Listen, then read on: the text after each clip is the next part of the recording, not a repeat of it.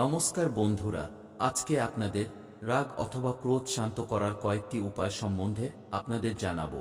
আপনার বাড়িতে কেউ যদি প্রচণ্ড রাগ করে বা একটি ছোটখাট বিষয়ে মেজাজ হারিয়ে ফেলেন বা প্রতিটা ব্যাপারে রেগে যান, তাহলে আজকের ভিডিওতে বলা প্রতিকারগুলির মধ্যে যে কোনো একটি প্রতিকার করলে তার সমস্ত রাগ নষ্ট হয়ে যাবে।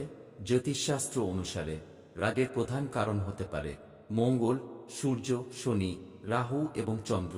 সূর্য, চন্দ্র ও মঙ্গল যদি কোনো ব্যক্তির কুণ্ডলিতে একে অপরের সাথে কোনো সম্পর্ক তৈরি করে, তাহলে সেই ব্যক্তি প্রত্যাশার থেকে বেশি রেগে যান। রাগ হল অগ্নি উপাদানের নির্দেশক। যখন অগ্নি উপাদান অন্যান্য রাশি বা গ্রহের সাথে মিলিত হয়, তখন ব্যক্তি প্রতিটি বিষয়ে রাগ করে। এছাড়া যাদের কুণ্ডলিতে মঙ্গল অশুভ অবস্থানে থাকে, তাদেরও অত্যাধিক রাগ আসে। রাগ শান্ত করার সহজ কয়টি উপায়।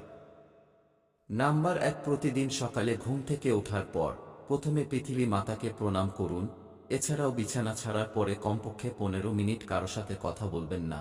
শাস্ত্র অনুসারে এটি নিয়মিত করলে রাগ কমে এবং মনে শান্তি আসে। এছাড়াও গুরুজি, প্রতিদিন হনুমান চল্লিশা পাঠ করুন।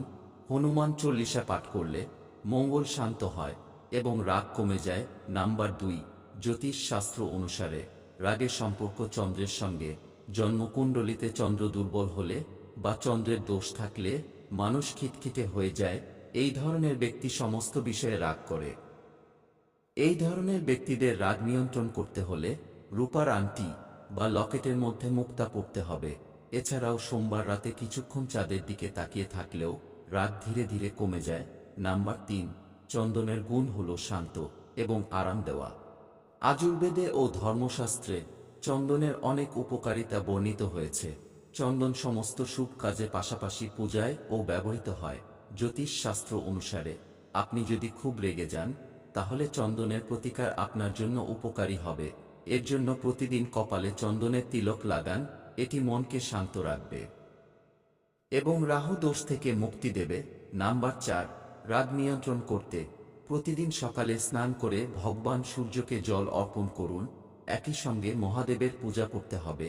এই প্রতিকার মনকে শান্ত রাখে এবং রাগ নিয়ন্ত্রণের আসে। নাম্বার 5, উল্টো গুণটি আপনাকে আপনার রাগ নিয়ন্ত্রণ করতে সাহায্য করতে পারে। আপনার শ্বাসের উপর ফোকাস করে 10 থেকে 1 পর্যন্ত উল্টো গুণটি করা আপনাকে আপনার মেজাজ এবং ভাষা নিয়ন্ত্রণ করতে সাহায্য করে।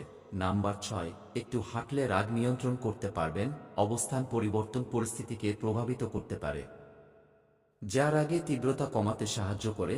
তাই যখনই কেউ রেগে যায়, একটি ভালো বিকল্প হলো বেশি কথা না বলে উঠে হাঁটা। নাম্বার 7, কিছু না বলে চুপ থাকলে রাগ কমে যায়। লোকেরা বিশ্বাস করে যে এই বিকল্পটি ব্যবহার করে রাগ ভালোভাবে নিয়ন্ত্রণ করা যায়। রেগে গেলে নিজেকে শান্ত রাখুন এবং কিছু সময়ের জন্য কথা বলা এড়িয়ে চলুন। এটি আপনাকে অন্য ব্যক্তির কথা শোনার এবং তাদের দৃষ্টিভঙ্গি বোঝার সময় দেবে। উপরন্তু এটি রাগ নিয়ন্ত্রণ করে এবং আরও ভালো এবং পরিষ্কার প্রতিক্রিয়া দিতে সাহায্য করে। তো বন্ধুরা, এই ছিল রাগ কমানোর কয়েকটি প্রতিকার। যদি আপনার বা আপনার পরিবারের কোনো ব্যক্তির রাগ বেশি থাকে, তাহলে আপনার সুবিধা অনুযায়ী যে কোনো একটি প্রতিকার করুন। অবশ্যই ফল পাবেন। ধন্যবাদ।